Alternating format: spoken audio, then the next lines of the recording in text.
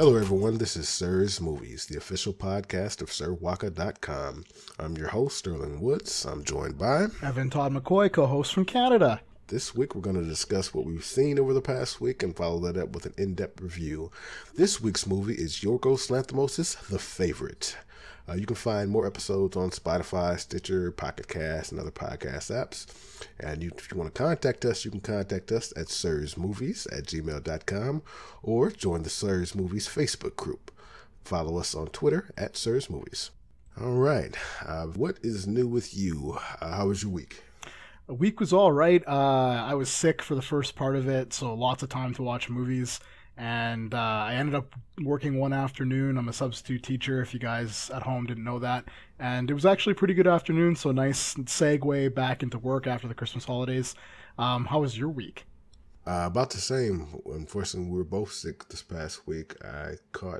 I'm usually pretty good when I get sick. I'll drink some orange juice and I'm okay. But for whatever reason, the past few days, I've had a little bug. So my apologies if my throat sounds terrible.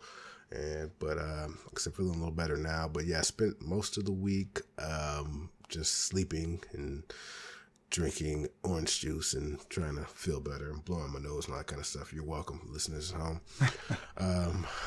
But it's been an interesting week. Usually every year in my church, we start off fasting. Usually with the Daniel fast. This year for the first full week starting this past Sunday, we fasted from technology and food. So starting at 3 p.m., I couldn't use my phone, no TV, no going to the movies, no technology, period, within reason, and then no food. So I couldn't eat any meals, just whatever you eat up to 3 o'clock, you cut off. You can still drink water and whatnot, but no food. So just that on top of being sick, pretty much meant like a real boring evenings the last few days. I actually went to the bookstore, got a physical book, and was literally just like reading physical books. I've been mostly an audiobook kind of guy. So I've been like for the past, 10 years, every book I've read has been talked into my ear. So it's nice, which I guess is what it was all pretty much about. Just kind of detaching from, the norms that I'm used to and getting in touch with God and whatnot. So what book did you read? Yeah. Actually, it wasn't like a for fun book. I'm studying for my A+ test, so I got a study guide book, and I was reading that. Yeah, we're like the polar opposite. I've actually, I don't know if I told you this before, but I've never listened to an audiobook in my life. That's ever. Ridiculous. I know so many people who do it. I was late adopter for podcasts too, actually. Like, I remember before podcasts were like a big thing, trying to make one, and like that I had one for a little while that was about movies and music, but it was just like a lark, and I didn't get into podcasts till like relatively recently either. And audiobooks are just a thing that a lot of people do that just escapes me.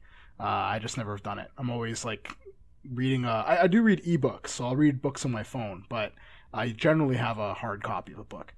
No, I'll just, like I said, I like to multitask, and you can do other things while listening to a book, and it just kind of, your mind escapes from it. So that's why I can spend hours, that I'm basically being efficient, killing two birds with one stone. I can do a menial task with my hands that needs to get done, while also, being in some escape fairy world, or whatever. Because I've read pretty much every book I can get my hands on. I love series, so that makes sense. I mean, that's how I usually do podcasts. Like, I'll put them on while I'm doing other things, right? Like, yeah. I just, for whatever reason, never got into audiobooks. Although I'm trying to read The Way of Kings, like we talked about, the Brandon Sanderson book that you like so much. And Amazing. Seriously, reading it, everything that's wrong with his like writing style and the technical stuff is what trips me up. But I'm starting to get into it and get over the things that bother me about the way he writes. And I can imagine that listening to an audiobook of it, you'd never even worry about that in the first place. It would all just be pure story, right? And I'm about 200 pages through it, and it's starting to grab me, and that's a book you were like, you got to read that, so I am. Yeah, that may be why I guess kind of feel about books how I do, because I couldn't care less about the writing style. I know people say, oh, that guy's a terrible writer. Right.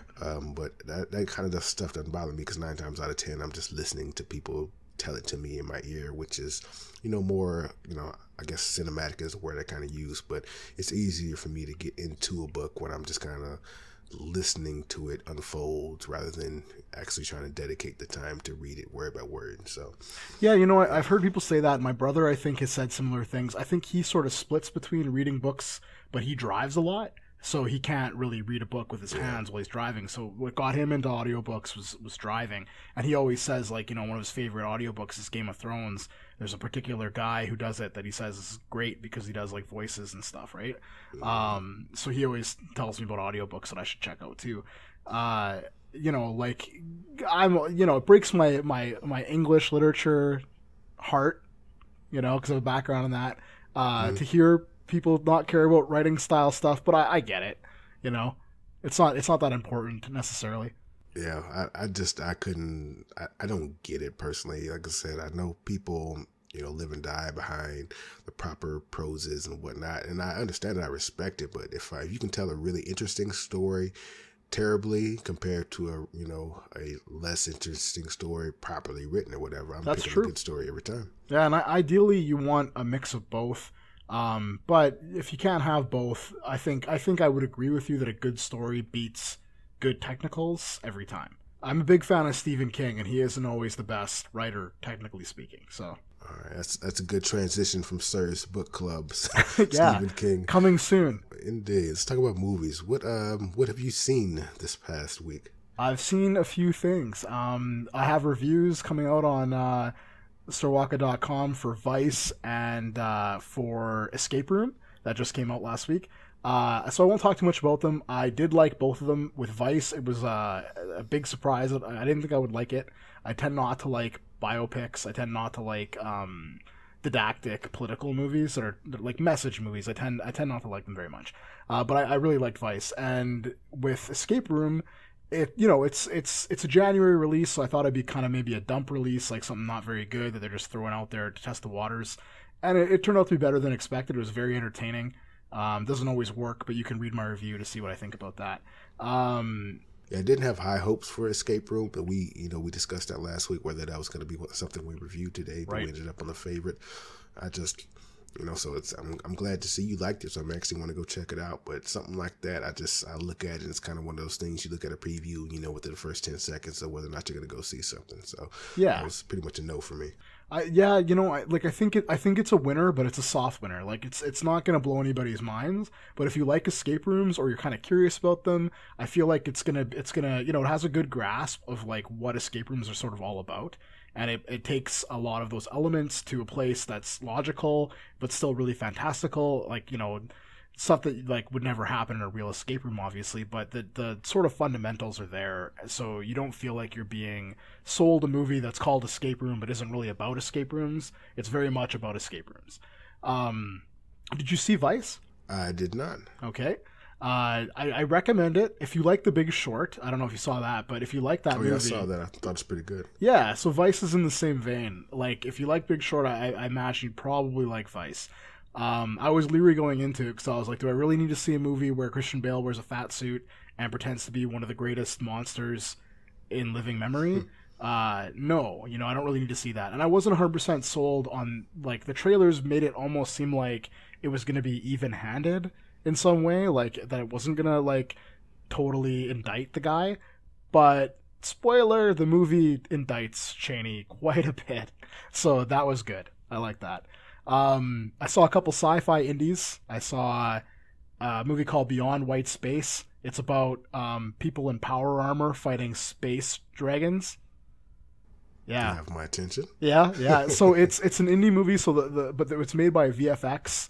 Like the company that made it or the people that directed it, they're all VFX people. Like, so the effects are pretty good, and it has a couple familiar faces in it. Nobody's super famous, and it's basically a retelling of Moby Dick, but in space with space dragons instead of whales. So it was a pretty cool movie. I liked it quite a bit. Another one I saw was I've never read Moby Dick. You never? Yeah, I haven't either. Actually, that's one of the big literature classics that I've never read. But I think. Do you feel like you've absorbed the gist of it? I kind of get it. That's one of the things I've tried to read it and even tried to listen to it on audiobook. But I guess that's one of my complaints that you have. Just the writing. It's just I can't. It's just. Oh yeah, I know what the general story is, but I feel like I've got to get 2 hours into it before I'm hooked by the story to care enough to, finish it out. But it's a product of a different time. Like it's a hard to read. It's a hard read. I've tried a couple times and just never couldn't maintain an interest. I'm reading War and Peace right now by Tolstoy, which is another like that's a doorstopper of a novel, and it's the same kind of thing. It's like you really have to get used to how it's written before you can even enjoy it because it's written in a way that's so different from how most books are written now. But yeah, I mean, like, have you ever seen like? Have you ever heard of a movie? It's got Danny Glover in it, and I think it's called Age of Dragons. And it's that is the like I was watching Beyond White Space, and I was thinking the whole time, this isn't even the weirdest like take on Moby Dick that I've ever seen. There's this movie called Age of Dragons that is basically Danny Glover plays Captain Ahab, and they ride around in these big wagons that they call land ships, and they're hunting dragons. And it's like a fantasy movie, and it's a retelling of Moby Dick, and that's like the weirdest version of Moby Dick that I've ever seen. Yeah, I just Googled that, and it came out in 2010, but somehow that completely escaped my grasp. Oh, it's like a D movie, man. Zero bells for me. Yeah, like it's a D movie. Like if Beyond White Space is a C movie, that movie is like a D or E movie. Like that. Like I can't believe they got Danny Glover for it. It's not good, but it's like it was fun to watch on a Saturday night with a bunch of friends because we just watched it because it looked bad. It was on Netflix at the time. Another one I checked out was called Elizabeth Harvest. That's another sci-fi indie movie you guys should check out if you get a chance. It's the best of the movies that I've talked about so far. It's kind of a retelling of Bluebeard. I don't know what's up with this week and watching sci-fi movies that are like retellings of literary classics, or fairy tales. I guess, Bluebeard's not really a fairy tale. It's kind of a folk tale, but same difference. And it was really good. It has Kieran Hines, Abby Lee, Carla Gugino. Check out the trailer, see if you're into it. That one you haven't seen, right? No, I have never even heard of it. That you might need to. I know that you've shifted away from your trailer rule recently. You might want to check that trailer out, see if it sells you. I can say that the trailer doesn't give the movie away, really. It'll give you some hints about where it's going, but it's a pretty good trailer in terms of not giving the movie away. I feel like I've seen a couple trailers recently that, like the one for that Netflix movie that's coming out, Velvet Chainsaw, that kind of gives maybe too much of the movie away. So that's about everything I've seen, except for The Hate U Give. But I saw that like right after our last podcast. And that movie you've seen, right? Yeah, that was my number, I think, 6 movie of the year. Yeah, it was in your. Yeah, I definitely remember it being in your top 10. I couldn't remember the number. I liked it quite a bit. I found it really upsetting. Like I was watching it, and it was getting under my skin a lot. The only thing I didn't like, and this is just a complaint I have, like a nitpick I have about like kind of messagey movies, is just that like. It skews towards melodrama in some ways, and that's kind of common for the genre that it's in, though. So it's not really a criticism. But do you know what I mean by that? Like we're kind of there's a couple scenes that feel like they're there specifically to kind of relay the message of the movie, and they're not really organic.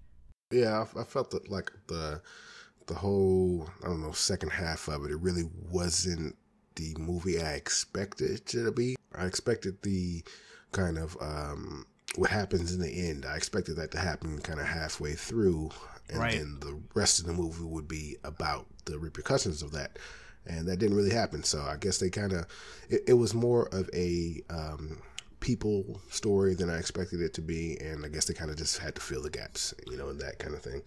I want to ask you what you thought about Common's performance in the movie. I think I talked about this during my review. I don't think of him as a particularly notable actor. I think he's adequate. I think that's a good word I use for him. He fits exactly the role that he applies for. I remember him in the John Wick movies. I think he fits that guy, but he doesn't stand out.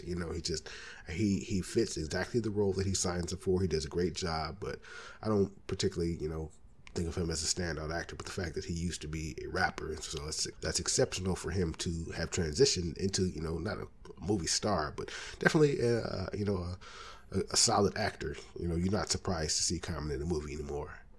Did you think he was good in this one? Like, because he's not in it very much, but one of the reasons I bring this up is there's a key scene where he's talking to Star, in his dining room right after they've kind of had to go to his house because their neighborhood's not safe anymore. So they go there and they're hanging out, and basically they're talking about what it's like to be a police officer. And Common plays a police officer in the movie, and he's, you know, the whole scene is set up just so that she can mic drop him about like what basically the issue is, and he's explaining to her, you know, this is what we deal with, and then she points out one of the like flaws in the reasoning that I had a hard time believing that a cop, especially a black cop, would not have thought of that already. So it sort of felt like the movie kind of reaching past itself and hitting you over the head, and it just made me realize, because I used to think of Common as basically being pretty decent as an actor, not super exciting like you were saying, but you know, adequate is a good word. But that's the first time I think I saw a movie where I thought he was actually bad. Like that scene, I thought he was outright bad. I think actually that's where I disagree with you. I think that's one of the, you know, few Common scenes that actually worked, and I think that specific scene was more about the writing than him as an actor. But I think he did exactly what was required from that in that role. I think the writing was actually exceptionally well done. I think it did a good job of, you know, giving both sides of the argument to that. And I think anyone who, you know, the Blue Lives Matter type folks who watch that scene will completely understand his point of view. And just like people who feel, you know, the Black Lives Matter type people will understand her side of view. I think it was written very fairly. I don't think they gave him short shrift. And I think it's understandable why a cop would feel how he felt. And honestly, I don't think it's unreasonable for him to feel how he felt as a cop. So I think that delivery actually kind of worked. And I think it was, you know, I think it's a harsh truth. I think that may not have something he wanted to say to her, but I think he knew it before that conversation ever started, that, hey, yeah, if it's a young black man in a hoodie and sweats, I'll be more, you know, mistrusting of him than a white person. I think he knew that going in, but just getting there in the conversation is not necessarily somewhere he wanted to go, because it's, you know, it's a hard truth for him to state to her. But I don't think he was blindsided by that. It's just maybe not necessarily somewhere he wanted to go, because it's a harsh truth of, you know, life here in America. Like I said, I can't speak to Canadian life, but, you know, it's just black is more suspicious inherently, you know, and him as a cop, is even a black cop, that's something, you know, I think the movie does, you know, give him fair shrift in having that opinion of, hey, yeah, I'm a cop. I want to come home to my family. I do a good job. And to be honest, I'm going to be more mistrusting of a black person than an older white man. Yeah. I never thought about it as something where he's like, you know, like that he is thinking about that. And then he just because like, your take on it is this extra layer of like, okay, yeah, of course he knows this. But you know, he's not going to say it. She gets to say it because, you know, in the scene, she's kind of like explaining basically a position that she assumes he hasn't thought of, whether that's correct or not, right? That's fair, and I think you're right. I think the scene is even-handed in terms of like its messaging. I just felt like Common kind of had a chance there as an actor to give a quite a bit more, like in body language and expressiveness, and I thought he was very flat. And so that scene, less the writing and less the messaging in particular, but more just his performance felt like flat in a way that I wish it hadn't have been. And I never thought of him as being like a bad actor, but I remember I was saying that about that scene after we watched it. My father-in-law was like, well, he's not a very good actor. Like, what did you expect, kind of, right? And I was like, you know, I never really thought of him that way, you know? Yeah, I can understand that. I can see where a more, I don't know, experienced actor or somebody with a little bit more on-screen personality would have brought more, you know, life to that performance. Right. And that's where I guess, you know, him being a rapper first and an actor second comes into play, because I guess it's not necessarily expected of him, and I guess I don't know if he just doesn't have the range in him, or it's just one of those things where the director wasn't asking more out of him. But I understand where it just his personality or whatever didn't show through. He was just kind of there delivering the lines, but you get it because it's Common, not necessarily because of the actor. But, well, he was playing against type too. Like Common usually plays like super cool characters, like in John Wick 2, where his like physical presence, his appearance, his smooth voice, they all kind of play together to make like kind of a cool character, right? Well, I didn't see him as not cool. I saw him as the cool Uncle Cop kind of guy. I saw him as straight lace, like your average black cop just trying to make it. I didn't see him as very like cool guy the way that Common often is. Like that's all I mean. Like not uncool exactly, just not cool the way that Common usually pulls off pretty easily when he's in stuff like Smoking Aces or John Wick Chapter 2. That may be just kind of a, I guess, cultural, not, I'll make that cultural, but yeah, an experience type of thing. Because I know, like in my kind of communities and people, I know the guys that were kind of the cool guy who now have office jobs or whatever, they're more reserved, but you still, that's the cool uncle, So, right. I mean, I still see him as the cool guy, but not necessarily the John Wick, I'll pull a gun out and shoot you in the head kind of cool. Yeah, right. I get that. And he does come across as like a supportive, good uncle for sure. The kind of uncle you want to be if you're an uncle, there, right? I just imagine like one of the things that surprised me is like for me, like Russell Hornsby kind of came out of nowhere, playing Star's dad. And if I picture you can't, I could picture like it's easy, it's cheating to be like imagine Denzel Washington playing Common's role in this movie or something, but like even Russell Hornsby doing it, like when we're talking about him bringing that something extra as an actor, that scene just stood out as a good example of the things that like of Common's performance in particular, and also just the way the messaging sometimes takes center stage in the movie, and it's less about like the sort of drama or the storytelling and more about like the messaging. And I think you're right, in the back half it kind of skews more towards that than in the first half. Yeah, and if you want to hear more, I did do this was before the Evan days. I did discuss The Hate You Give. That was actually on my first official episode. So if you want to hear more, I know we've gone probably about 15 minutes on this. But it's a good movie, so yeah, go back and listen to that. So far as me, what I've been watching, I haven't actually watched any movies. I've just watched TV this week. As I said, I've been watching mostly either in the morning time or just kind of the little moments that I have. So I haven't watched a whole lot, but caught some Netflix stuff when I had the opportunity. One of my wife's friends told me to check out Lemony Snicket's. She kind of spoke highly of it, so I wanted to check it out. Have you watched Lemony Snicket's on Netflix? No, I've seen the movie, but not the new series. Well, new-ish Did you read the books? Series. No, I didn't. I didn't even know they were books until long after I saw the first movie. Yeah, I read the books when I was a kid, wow. Watched the movie, but I never got around to watching the actual TV show. And I watched the first 2 episodes, and I mean, it's an enjoyable show. It's entertaining. It has some good humor, but it didn't really hook me to where I'll be coming back to watch, probably finishing out the series. It's kind of one of those things where you get it, you watch the first 2 episodes and you kind of get what it's going to be, especially if you read the books before, you kind of know where the story is going to go. Right. Life's not great for the kids, so it's just more of that, but it's very humorously written. It's got, so like I said, it's a good show. It's just, it's not great in my personal opinion. No, that's fair. Oh, yeah. I also watched Tidying Up. You familiar with the book, the Tidying Up book? No. Is that a Netflix show as well, or? So Tidying Up started as a book, a very popular book. It's Marie Kondo, I believe, a Japanese lady. The book was kind of flying off shelves. It was one of those things where, I don't know if it was Oprah's book club or just one of those things where, people, people across America were just reading this little book about how you only keep stuff in your house that brings you joy. Anything that doesn't, you throw out, and that is quote unquote tidying up.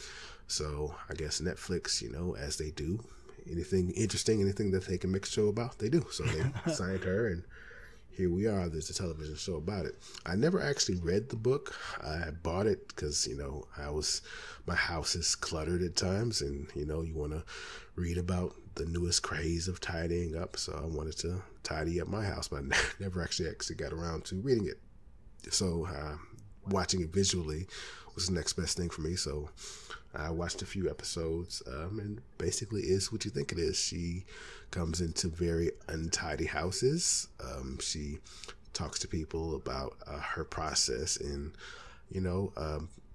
first I believe they get all their clothes out of the closet, they throw it on the bed, then they go through each piece of clothing one by one, and if it brings them joy, if there's something they want to hold on to, then they put it in one pile, and if it doesn't, they say thank you for being a part of my life, and they toss it in the donation pile. And basically do the same with the kitchen and the garage and whatnot. And at the end, you're left with much less stuff, but stuff that you actually appreciate, and it just kind of teaches you to appreciate what you have, and you think differently about all the stuff you have. It's a nice, feel good, our TV show bit, just kind of, makes you think about cleaning up your house and appreciating what you have and not being so materialistic. But I enjoyed it for what it was. Did you end up throwing anything away and kind of cleaning up a little bit after seeing it, it's on the to-do list. So I'd watch that, and that sounds interesting to me, because I have a kind of like passing interest in minimalism, and trying to like declutter and stuff. But I'm like a nerd, like a massive nerd. So I have a lot of stuff that brings me joy just to look at it, just that it's there, And I think that I think I might be a bit of a pack rat. And I'm not sure. I might be a bit of one, though. My dad definitely was a pack rat, so maybe it's in the genes. Maybe. Well, I just moved recently, so I got rid of a bunch of stuff that I didn't necessarily need. So, and then at this point, it would really be about more being minimalistic, and you get rid of stuff that you don't need, but you still have stuff that you don't really need. You just don't want to throw away. I've got boxes of cables and whatnot. If I get my mother-in-law to stop giving us random stuff, like, that would be a help with keeping it. She's like always giving us like a pot or a pan or some fucking thing. So we have lots of clutter around from that. But I mean, I have lots of creative hobbies, and it's hard. Like we live in like a 3-bedroom house, like a main floor suite, I guess, in a house. And like I thought, like, it's a huge upgrade in terms of storage space from the last place that we lived in, but it's still not enough. I mean, my wife's an artist, and so she has all her art stuff. I have all my art stuff and craft stuff, and it's just like clutter, right? Yeah, sorry. She kind of, you watching it, you really just see how people have stuff that they don't, it's just a book from 20 years ago that you really like, that you just, it has sentimental value, but it's just taking up space, and you haven't opened it up in 20 years. It's just that the little motivation to actually throw it out, How do they define joy then? Like how would you define joy in terms of something bringing you joy? Because I would think of a book that I had sentimental attachment to as something that, like, I wouldn't want to throw away, right? Mm-hmm. But where's your line with that? Well, with her, she actually kind of not more or less defined it with a little shake, just a little spark, whatever it is.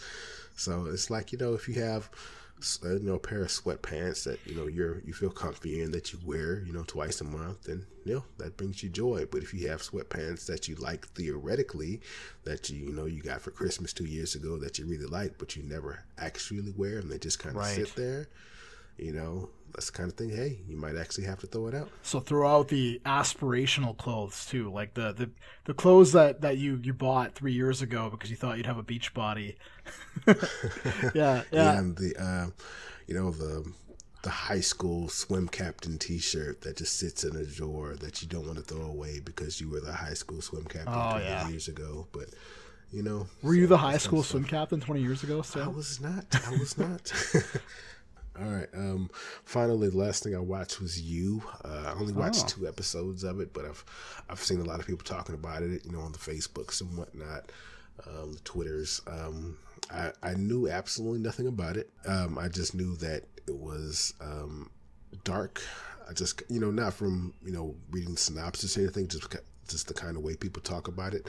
So it made me want to check it out. So I went to Netflix, turned it on, started episode 1, and no spoilers. This is like 10 minutes into the episode, you find out that it's a guy who basically stalks, this lady, this, love interest of the movie, and things kind of go from there. And it gives me kind of, a romantic comedy mixed with Dexter kind of vibes. And so, I'm interested. My daughter's watching that. Actually, she says that it's good. I kind of watched the trailer on Netflix and I was like, is this another one of those things where like the guy is a stalker and the girl falls in love with him and he's like a total creep and it's supposed to be romantic? I'm not that far into it. I don't know how she's gonna feel. Well, okay, so the thing is, she doesn't know he's a stalker right now. He's a secret stalker, so she just thinks she's met a guy. You see all the stalking stuff from his perspective, which actually is kind of interesting. It's not one of those, 90s romantic comedies where the guy's a creep and she's like, oh, I like you anyway kind of thing. Right. It's just that, he's definitely a stalker. And she has no idea. She just thinks she's met a nice guy. So you mentioned Dexter, which is interesting because I liked Dexter for about like 5 seasons of it or so, and then it started to kind of go downhill. But so you say it's like Dexter? Is that like is it because he's like a serial killer, or is there like voiceover that he does? It's kind of like Dexter, or? Well, the logo for you is the word "you" with a bunch of blood on it. So take that for what you will. All right, good answer. All right. That's pretty much it for what I've been watching. So if it's good with you, let's go ahead and get into the full review for this week's episode. That is Yorgos Lanthimos' The Favorite. Dearest Queen, you are mad. Giving me a palace. It is a monstrous extravagance, Mrs. Morley. We are at war. We won. Oh, it is not over. We must continue. Oh, I did not know that. The Queen is an extraordinary person. They were all staring, weren't they? I can tell even if I can't see, and I heard the word fat, and ugly. No one but me would dare, and I did not. She's been stalked by tragedy. All right, that was from the trailer for Yorgos Lanthimos' newest film, The Favorite.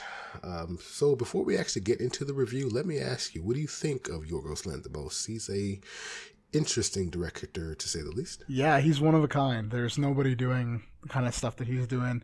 I like him. I got into his stuff early. I saw Dogtooth, which was the movie I don't know if it's his first film, but it's the one that attracted the most attention. Well, the first one of his that attracted a lot of attention.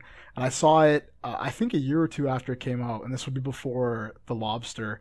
So I saw that, and I quite liked it.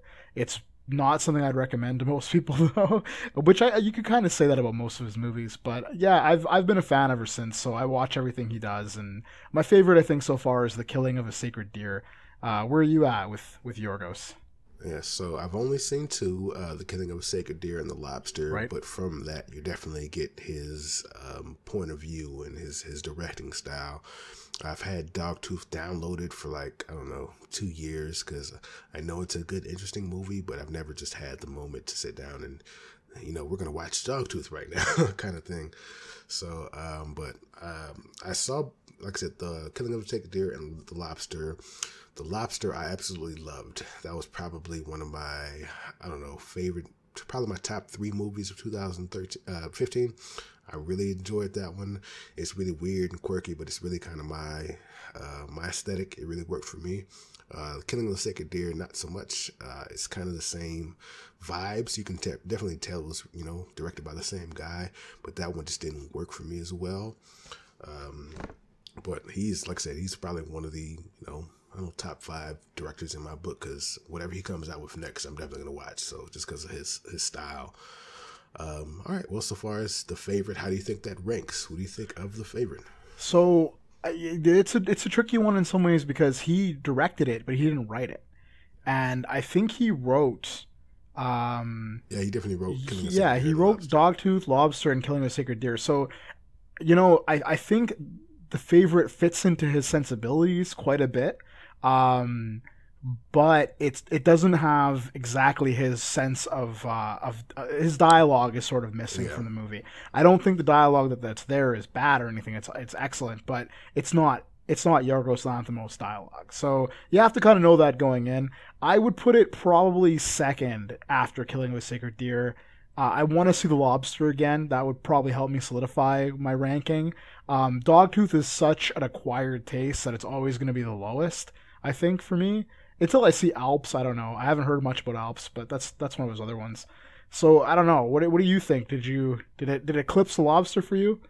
Oh, I probably agree with you, just backwards. I think The Lobster, then The Favorite, then The Killing of a Sacred Deer. Fair enough.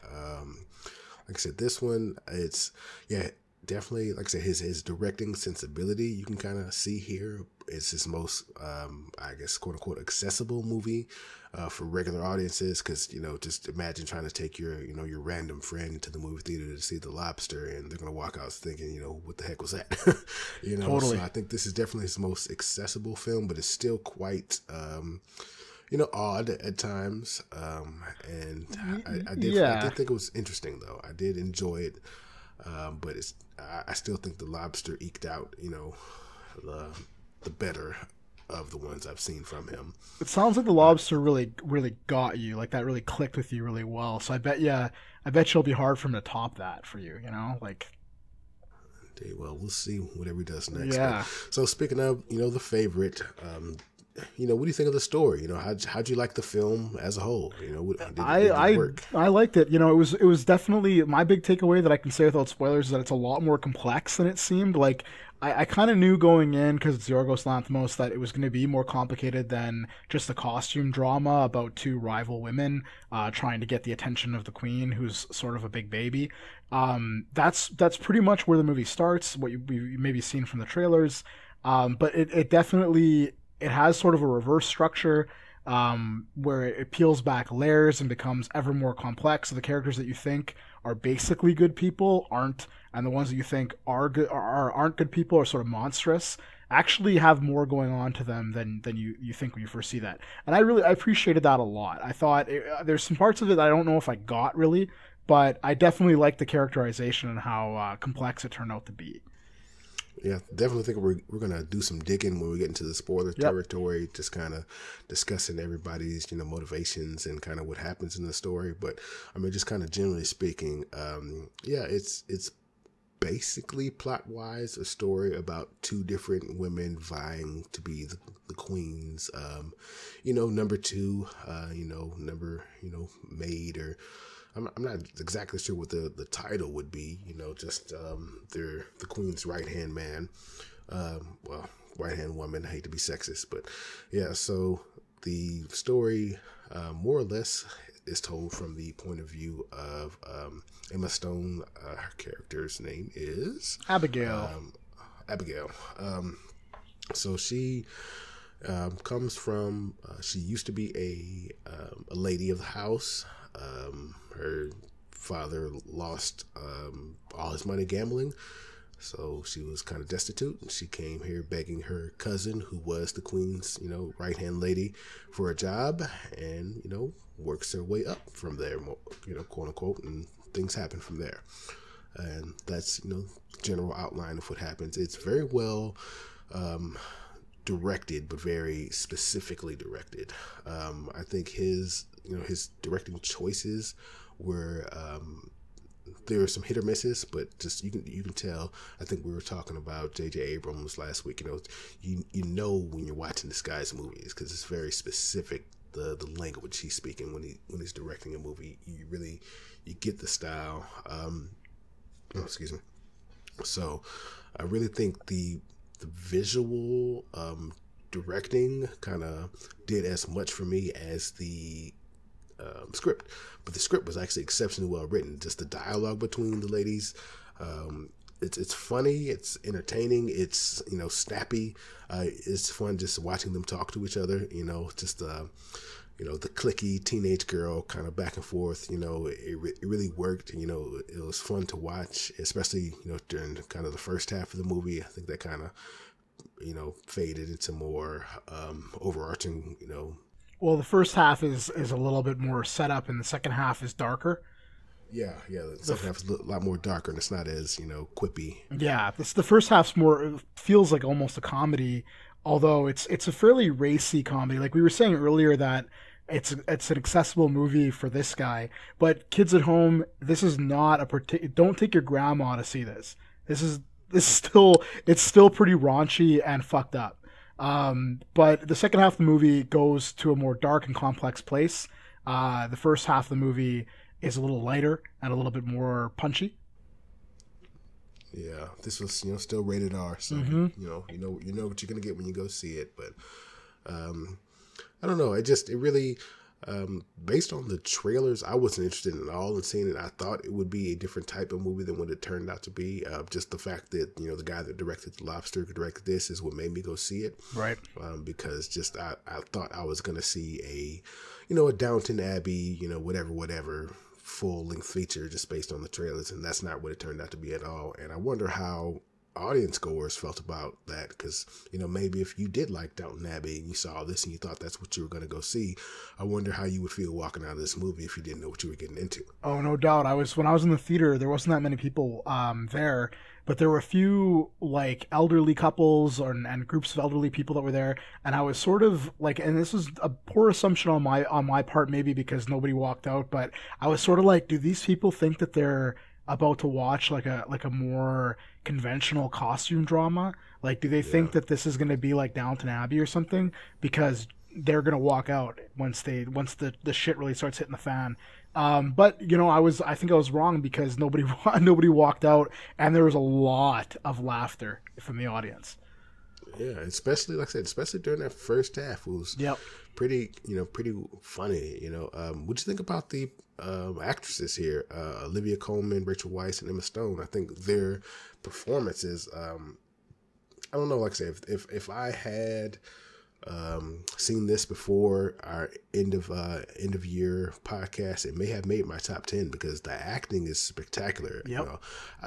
I don't know what I would have edged off on my list, but like I said, the directing, and the storyline all kind of mold together. I don't know if this would, probably be my favorite movie of the year, but I mean, acting wise, all three of these did, excellent jobs in different ways of, bringing to the screen what the script demanded. Yeah, totally agree. This was my first real experience with Olivia Colman. So she, her from Broadchurch. Yes. A lot of people know her from Broadchurch. She was in The British Office, so she's been in a bunch of stuff. But for me, this is my first time really seeing her anything besides Lobster, where she wasn't. I don't think her role was that big. I don't really remember her in that movie, but she makes a big impression here. But I love Rachel Weisz, and she usually doesn't get to play a character that has like a dark side. Usually, Rachel Weisz's characters are like they're not milquetoast or anything, but they tend to be. She does a lot of dramas, and they're not really about having a dark side or not. But this was an interesting, her being nasty and being conniving was an interesting angle for her. And then Emma Stone, I saw Maniac last year, and before that, I always thought Emma Stone was like, she's pretty, she's dainty, she's very good at being cute and being like, and you can put a lot of like scenery around her. I thought La La Land was about like the perfect role for her and sort of said everything. Shallow, I think, a little bit, but about who she is as an actress. But then Maniac came along, and she plays a character who's a complete mess, and I didn't know she had that in her. So Maniac turned me around on Emma Stone, making me realize she has way more range than I thought. So I was kind of ready for her to have the impact that she has in The Favorite, and she's incredible in The Favorite. That Rachel Weisz is good, and Olivia Colman is going to be a big surprise for some people, but Emma Stone, I think, walks away with the movie. Interesting. I think probably Olivia Colman walks away with the movie, in my opinion. I get that. Emma Stone, because I feel like Emma's, I don't know, I guess I could just, maybe because of Maniac and, Zombieland, and I felt like she could do this better, and I feel like physically she fit the role of what, I mean, her face did half the work when you just see her, her nose red, and just you can picture her being one of those type of women. And then her, the dialogue. I mean, she really just, she does a great job. But I feel like Olivia Colman was transformed in this movie, just being just what was required of her, just to deliver. Like I said, we can get more into it into spoilers, but just what was required of her was heavier lifting. And like I said, I think between the three, I think they all did great jobs, just in different ways. But I think Olivia Colman really just she walked away with it for me. Nothing against Rachel Weisz though. Oh no, yeah, Rachel Weisz is just like, we all kind of like, she's an amazing actress. Like The Constant Gardener is one of my favorite movies of all time, and she's great. I've loved her forever. The Fountain, like get out of here, you know. So, but so I knew she could do this, and it was nice to see her play different angles than she normally does. But it didn't blow me away. And the only reason I think Emma Stone walks away with the movie is because, I guess, maybe, I don't know, actually. Like, now that I think of it, like, Olivia Colman probably deserves the notes a little bit more just for not being as much of a name. You know, and she is fantastic. Like, I don't want to diminish her performance at all, because it's like the cornerstone of the movie. And she has the hardest job, maybe, because Anne is a very unsympathetic character for pretty much the entire movie, and having an actress that can make her sympathetic in some ways in spite of that, and sell those parts of her background that humanize her, that's a tough nut to crack, I think, for anyone, and she does pull it off. So yeah. I feel like we're talking around too much, so just kind of before we get into spoilers, what are your overall thoughts? Would you recommend The Favorite? Oh, for people to go see? Absolutely. It's fantastic. Like I said, don't take your grandma if she's the sensitive type who, you know, she will be ready for a movie where they say the C word a whole lot. But for most adults, this will be a treat. Yeah, and me as well. Agreed. Like I said, especially just being the director who it is, and the sensibility. Like I said, I would definitely recommend you know what you're getting into before you go. Right. Don't just, I like period dramas, I'm going to go check it out. That's not necessarily what this is. But as long as you know what you're getting into before you go, I think you're definitely gonna love this one. I really enjoyed it. So if you've seen this, you know we're going to get into. We're got to get into spoilers to really delve deep into what's going on here. So from this point forward, spoilers for The Favorite. I apologize for my appearance. I hoped I might be employed here by you as something. A monster for the children to play with, perhaps. All right. So one thing I wanted to ask you about, because like this movie could court some controversies. So like we've seen it, and people who are listening now have likely seen it. There's quite a few like lesbian undertones in this movie, and while the movie is based on some historical events, that stuff might be a little bit of a stretch or a take. There are definitely queer monarchs in English history. We know that now. But I'm not sure if Queen Anne is one of them. She's one of the... And I'm Canadian, so we kind of still care about the monarchy here. I don't really know much about her. She's not one of the ones that we like really learn about a lot in school. Elizabeth is big, and Elizabeth I from like Shakespeare times, she's big. And then Elizabeth II, like our most recent queen, she's big too, because she's going to live forever. But Anne is one that doesn't get talked about as much. But I expected there to be a controversy. Like when I was watching the movie, I had no idea there was elements like that in it at all. And then I'm watching the movie and I'm thinking, wow, there's been no backlash about this. But there was a backlash about race in the movie, because frequently you see people of color basically doing kind of like castle servant, lady in waiting kind of roles. And I remember seeing about a month ago some articles or comments about how like that was ahistorical, like that would never happen, that there would be no black people or people from India in the court. And I know from my like study of history that's total bullshit, that of course there were people of color in the British court during the colonial period for a bunch of different reasons. But I was wondering if you had a take on that, since there's no way you didn't notice, right? Okay, so that's a two-parter. I'm going to start with the lesbian stuff. Because actually, I probably want to push back on you. I didn't think she was a lesbian. I think fair enough. I was trying to think of a good way to put that wasn't just saying like, you know. Yeah. Well, maybe she was, but queer. Let's go with that. Yeah. So I think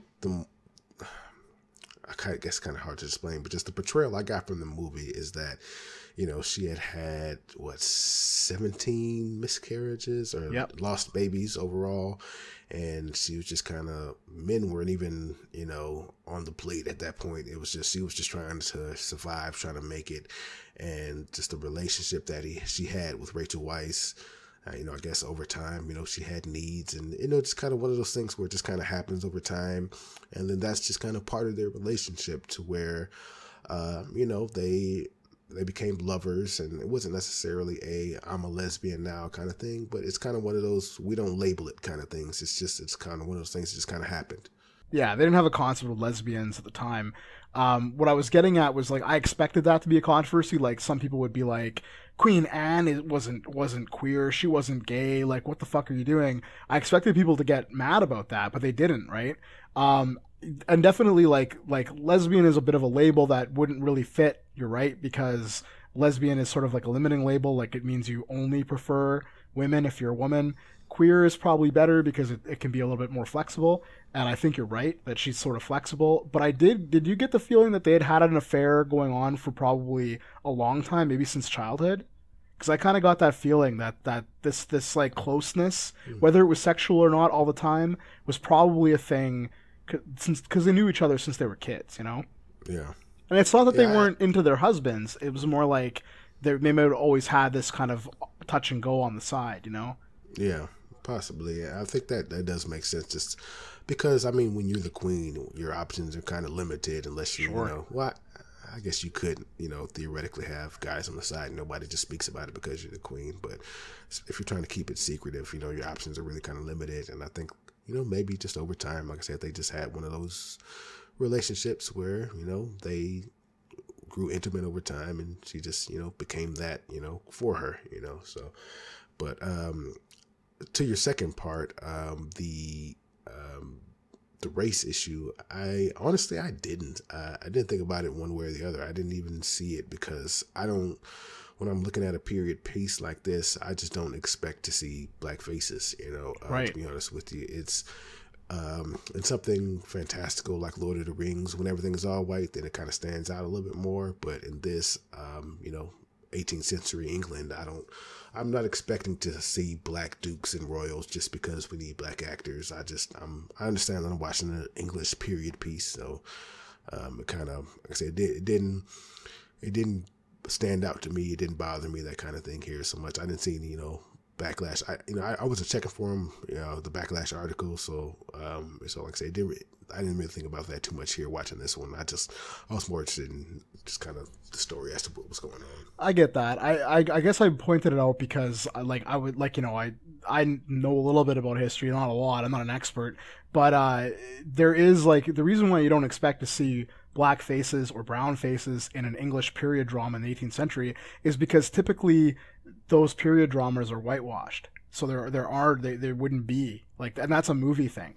So movies that take place in that period typically don't have black and brown people, but that's ahistorical. That historically speaking, there were tons of black and brown people in Europe for over 1,000 years, since there was a Europe, essentially, right? Since all of medieval, all the medieval period, one of the oldest tapestries they have of a medieval battle, prominently features a knight riding into battle with a black face, he's black skinned, and he's probably Moorish, right? There was lots of travel, lots of especially in the colonial period, there was lots of England had occupied India sort of at the time. So there's one kid who throws the birds out to be shot. He's Indian, that fits, right? But there were people kind of complaining about that. It was a social justice warrior agenda, race bending history or something. There were some takes like that were coming out when the movie came out, as it started to pick up steam, in terms of being a movie that was getting a lot of critical attention. And I heard a lot of that, and I was like, that's bullshit. Those people would totally have been there. It's actually movies that have convinced us that they wouldn't be. Yes, that's probably a me thing. It's just I've been programmed to think of 18th century England and just think of all white faces. Even today, if I turn to the British royal family, it was a big thing because of Meghan Markle. So I just don't think of color, colored people. In my head, that's just kind of an all white thing. So I guess maybe I have been programmed, and that's something I need to, focus more on. Oh, and probably dude, you're not alone.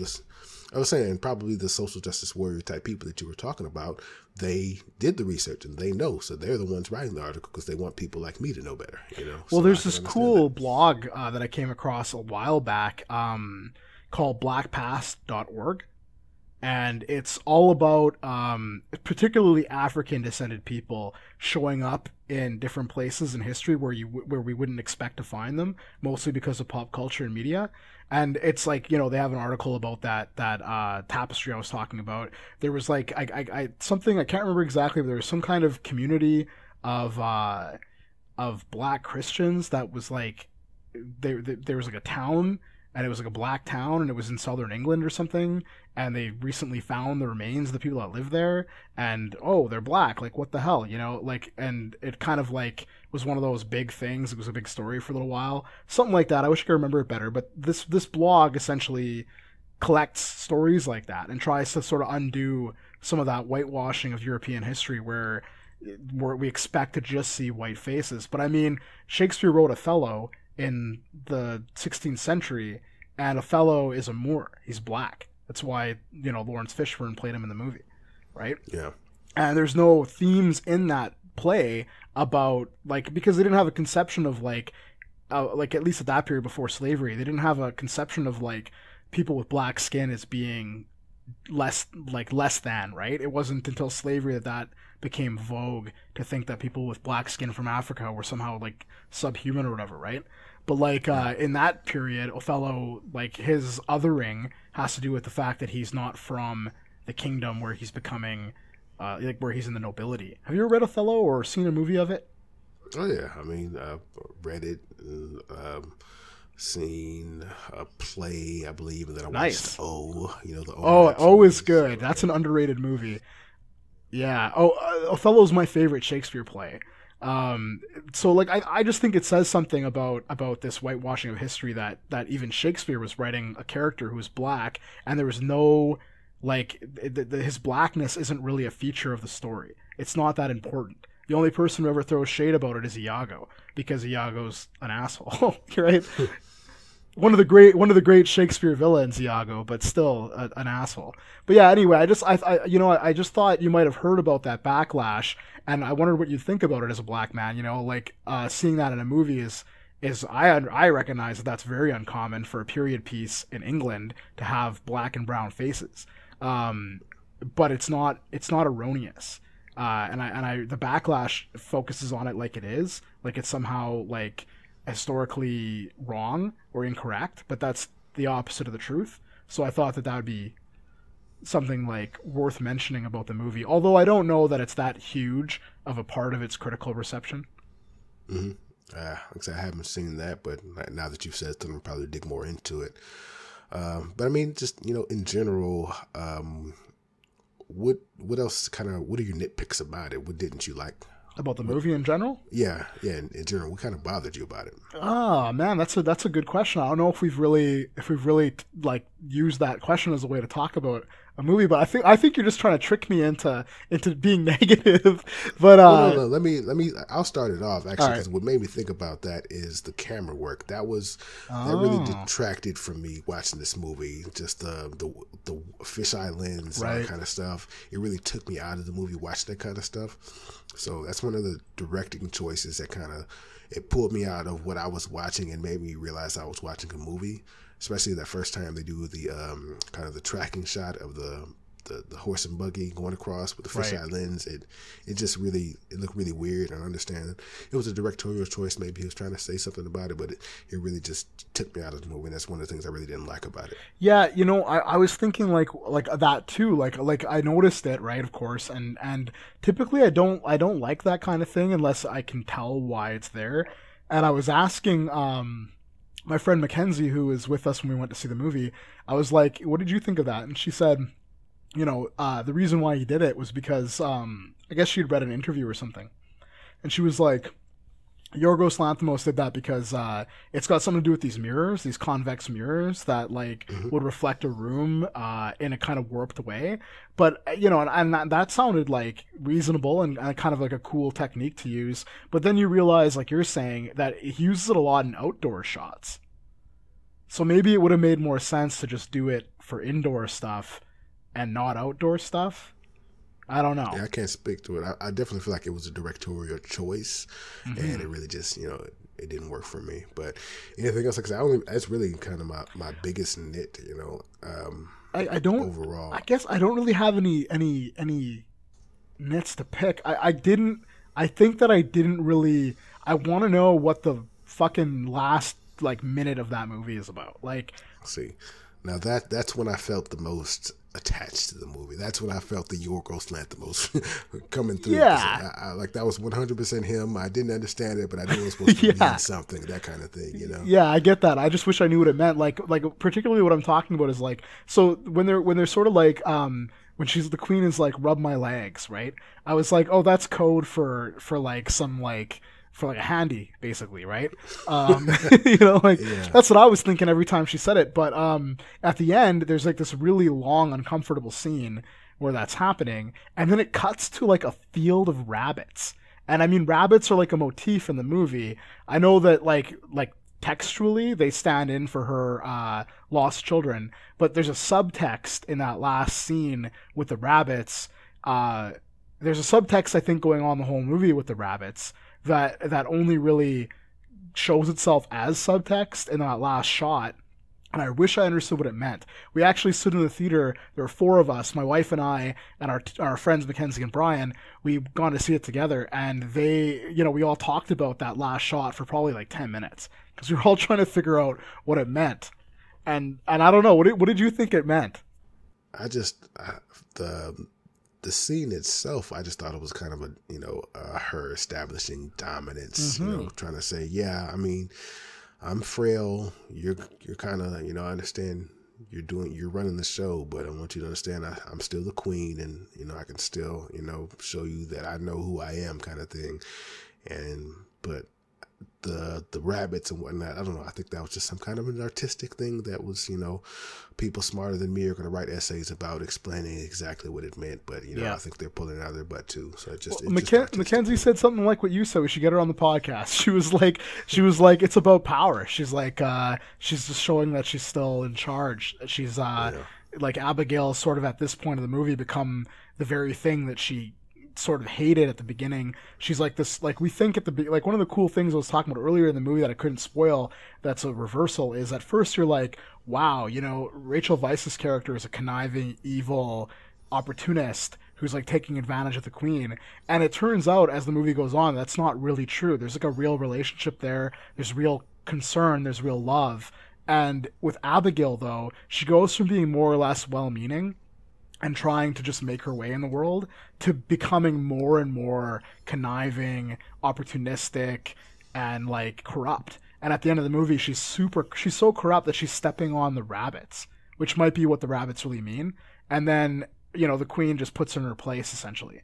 That's sort of what Mackenzie was saying too. And like, I kind of agree with that. I wish I understood where the rabbits feature into that, but I do think that last really long rubbing the legs scene, whether that's a euphemism or not, I think that is definitely about Anne. I think that's true, that it's about Anne showing who's boss.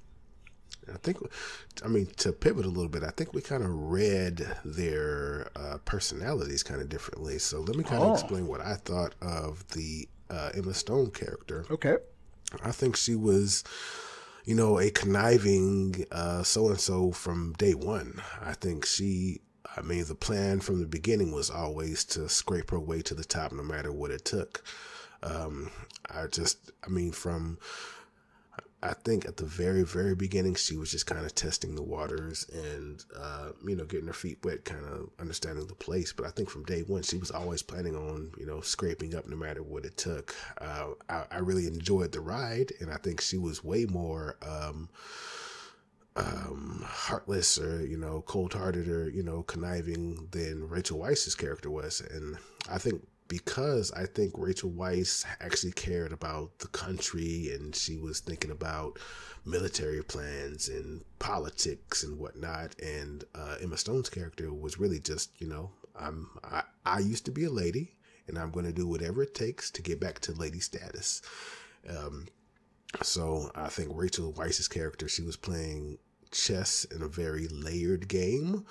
But I mean, Emma Stone, checkers is a simpler game, and you got the double, triple jumps. You know what I mean? You're gonna take advantage of it, and she did what needed doing. I thought, the very beginning, I think they played her more sympathetically, just with the other people, the other housemates playing tricks on her and whatnot. They made her seem like a more sympathetic character. But as more time went on, you could tell she had a dark side, and she was gonna do whatever it took, and it was fun watching.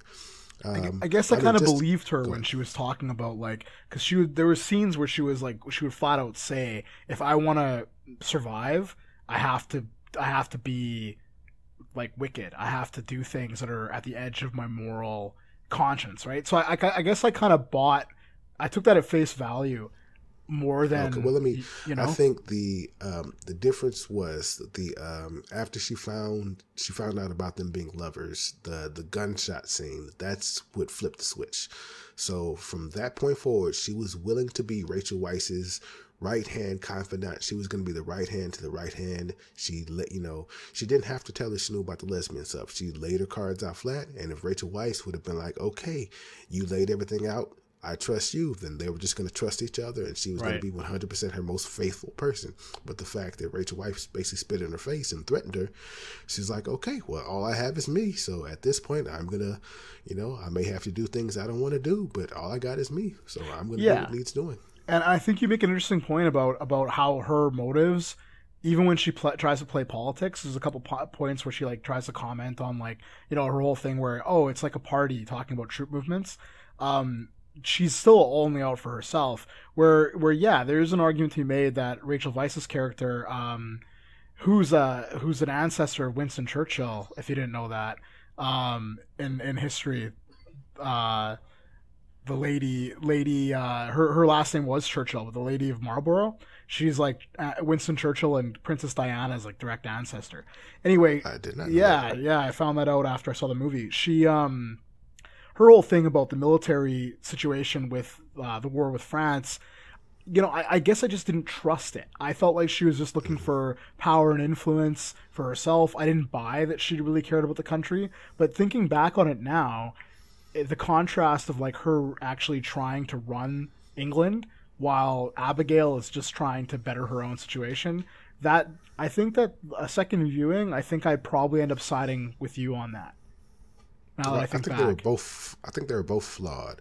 I think Rachel Weisz's problem is she kind of overstepped her bounds, and she thought she was the queen.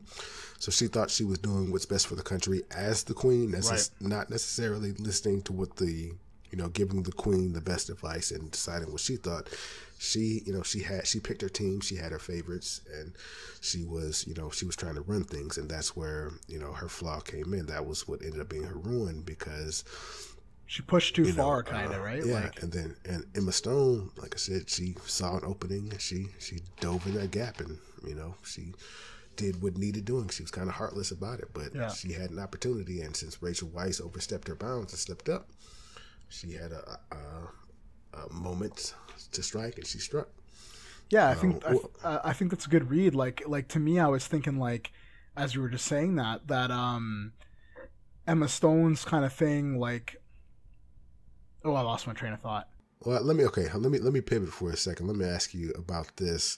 What do you think about the nudity? Because that's something that kind of caught me off guard. Because Emma Stone, she was, she's a big name. She's a huge movie star at this point, and I think I'm trying to decide if that's something that is outdated Hollywood, to where you have to, you have to be nude in movies to get your star, or if now at this point, we have actually gotten to a point where we're more European, where it's no big deal. Well, no, I think it's interesting because, like, for one thing, like, Europe has like their attitude about nudity and violence in reverse from Americans, where violence is okay. You can have a guy get his head cut off, you can see everything, but tits are not okay. Canada is in the middle. So like for you guys, some of your rated R stuff is PG-14 here, which as a teacher, like sometimes you have to explain like to kids and parents, no, this movie's PG-14. It's not rated R. That's just the American rating, right? Because you guys rate sexuality more strictly than we do, just slightly, right? So in this movie, and in general, I think it's really about how it's used. I didn't think that Emma Stone being nude, which surprised me too, was gratuitous. It was like it was a scene where it's humiliating in a certain sense because she's getting caught, but it's also strategic because she is showing she's making sure that she's almost like flashing Rachel Weisz, being like, this is why she wants me, you know? And like other actresses, even at the heart of controversies about nudity, like Jennifer Lawrence, they've chosen to go nude in movies where it was like relevant. And I like Red Sparrow, she's like full frontal nude in that movie, which I never thought she would do after the fappening photo leak bullshit that happened to her. I never thought she would do nudity in her whole career. But she does it in Red Sparrow in a way that serves the movie that she's in, because the movie has psychosexual themes. It's all about like the psychology of sex and stuff. So I think it fits here. I think it works here, and I don't know though that it means that America has gotten over like being kind of, I don't know, like hand-wringing about nudity. I feel like though once upon a time, being nude in like a gratuitous nude scene like in a horror movie was sort of a rite of passage for actresses. I don't think we're there anymore. I do think we've moved past that, thankfully, but when an actress ends up in a big name actress like Jennifer Lawrence or Emma Stone, or even, I don't know if you've seen it, but Scarlett Johansson was nude in Under the Skin. Yeah, definitely in the context of this movie, it was more like a power move because she was facing the door. She knew which way Rachel Weisz was going to come in. You know, she was, had her breast out like, hey, when you walk in, you're going to see it. You know? So you know this isn't like, because, she could have been fully dressed and it could have been, maybe just like a comfort thing, or, maybe we just, we were talking and fell asleep, that kind of thing. But, with her breast out, she's going to know, you know why I'm here. You know what just happened. You know that I'm taking, your place, kind of thing. It's a power move. Yeah. Oh, I think there's going to be tons of people talking about this because it's almost like there's an I don't think you're coming from this place, but we're commenting on the fact that this does come up in our culture, and it comes up in our culture because there's like a fixation on women's bodies and what they do with them and stuff. So I don't know what that means for like where our cultural position is in terms of nudity, if we're becoming more European or not. That's an interesting question. Yeah, just figured I'd throw that out there. While we're, on the subject of kind of that scene, it brings me to Olivia Colman. I mean, her, I think her what was asked of her is very complex in this movie because she had to be kind of, I don't know, ditzy, or I guess that's kind of how I use it. She's kind of aloof and kind of silly at first, and you think, oh, she's just she's a child queen, she's just some random, this is what happens when you marry your cousin, your cousin's your cousin, you get some child on the throne that has to be managed. But the further along the movie goes, she's somebody that's been through the shit. Yeah. She's been through some stuff. She's lost, I can't remember, is it 13 or 17 kids? 17 kids. And how do you she said it herself, you lose a piece of yourself every time one dies. And, how do you make it through? What do you look like as a person when you've lost 17 kids? And, maybe that's what she ended up being. And so just what was asked of Olivia Colman, I think she played that very well. And then later on in the movie, after I guess she had a stroke to where, the left side of her body was, all but useless, I think she, really played that well, and she didn't seem, useless. I feel like a lot of people, especially, if you were spoiled or, what have you, you're used to a certain lifestyle throughout your life, something like that happens, you just kind of check out. But I feel like she was more in charge of her faculties and whatnot after the stroke than she was before. She was more active and more, involved in politics and whatnot. And while Emma Stone was just kind of, she got what she wanted, so she just became, just another member of, high society. Right. And I agree that she seems to be more in charge of herself. And I mean, she's trying to read the papers. She's trying to be involved when she's post-stroke. Yeah, I agree with you. Like, I think what was interesting about her character too is that, to me, she was playing like a very extreme case of hardcore depression. Like, right from almost the beginning, I was like, this is like, I've seen depression up close and personal enough to know what it looks like. And to me, what her whole, like, it feels like Olivia Colman, either on her own or with Yorgos or with the writers, decided to play the character as somebody who was like manic depressive and like super just depressed, and like to an extreme that you wouldn't normally see in somebody that was like, you could describe as having depression, but in a way that was familiar to me. Like, just her self-destructive characteristics, her lack of self-esteem and or being willing to try things, just the speed with which she kind of like gave up on a situation that was uncomfortable or painful. Those all felt like very, like, of course it's rooted in her trauma, so the trauma gives rise to the depression that characterizes that behavior. But that's what, like, I know I felt sorry for her like the whole time I was watching the movie. Like, it was, even though I thought she was kind of like a child queen in a lot of ways, especially in the early part of the movie, I was like, I felt bad for her the whole time. Yeah. I feel like her acting and just the way the story was doled out and told to you over time, it really made you not only change how you viewed her and your perspective, it made you feel bad about how you viewed her earlier. Yeah. Because it's not that she's just some, silly lady. It's that she's holding on to whatever pieces she has left and is doing her best to run a whole country, as well as, be happy and deal with the loss of so many children and being, alone. So, which is interesting. You just kind of respect her. Yeah, and it's interesting when you think about like Rachel Weisz's character, and Abigail. Rachel Weisz's character's name I can't remember. It's Lady Marlborough. She, or Sarah. Sorry. So Sarah and Abigail. So Sarah and her. Like, do you think? My thing was like Sarah's mistake. We were talking about their flaws earlier, and I think Sarah's mistake with Anne is that she's always cutting her down. She's always limiting her. Like, she won't let Anne grow beyond what Anne has been historically capable of doing up to that point. So she's always like, you can't handle it. You can't do this. Where Abigail, at least temporarily, brings her up. And that's sort of like Abigail's saving grace with Anne, is that even though she's just using the queen, even though she's just trying to get her way in the world, she's also still making Anne, temporarily at least, feel good about herself and feel like she can handle things. Did you get that from it? Yeah, I mean, that was kind of really thought was something that's kind of one of the darker parts of the movie, is that Emma Stone's kind of corrupt motivations are what led Olivia Colman to being more, involved, or, more, brought her a little bit back more to life. Whether because, she knew she was being played and she knew she still had a country to run, and et cetera, et cetera.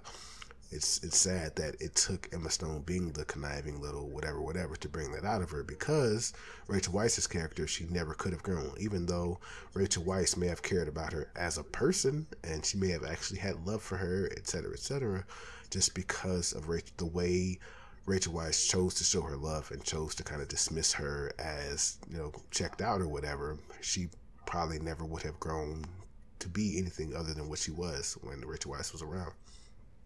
Yeah, I think that's really, really well said. Like, I totally agree with that take. Like, especially the part about, even though she's got love for her, she's still, and like what you said about the how dark it is, that even the act of uplifting Anne is just another kind of manipulation. Like, that's the complexity I was talking about earlier. Like, the movie just kind of doesn't let you rest on any particular archetypal idea of the characters or any kind of simplistic read of their motivations or who they are. It's constantly kind of turning it over a little bit and making you rethink, Yeah, it's kind of one of those things where you could understand how this movie wouldn't make anybody's top 10, and then you could understand how it would be somebody's number 1, just because the more you talk about it, the more layers you feel, kind of, how deep and well scripted and well directed it was. So, But yeah, I think we pretty much covered all the bases. So just kind of overall, once again, what'd you think of The Favorite? Would you recommend it? And, spoilers abound. What'd you think?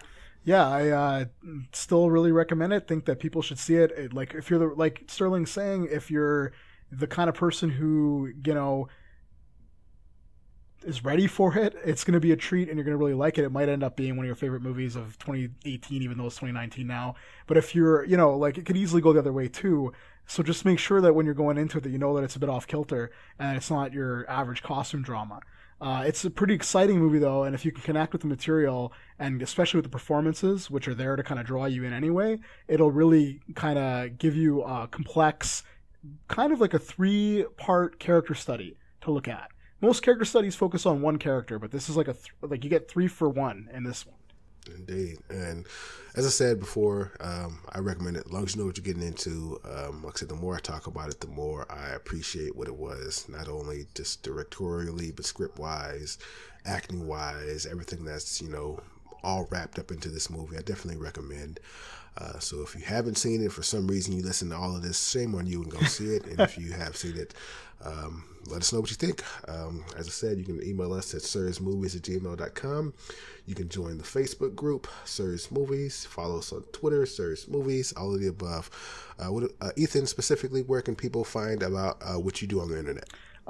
You can find me at on WordPress. I have a blog, and I've been reviewing movies again lately. So you can find that at thunderclam.wordpress.com. That's thunderclam, as in the shellfish, wordpress.com.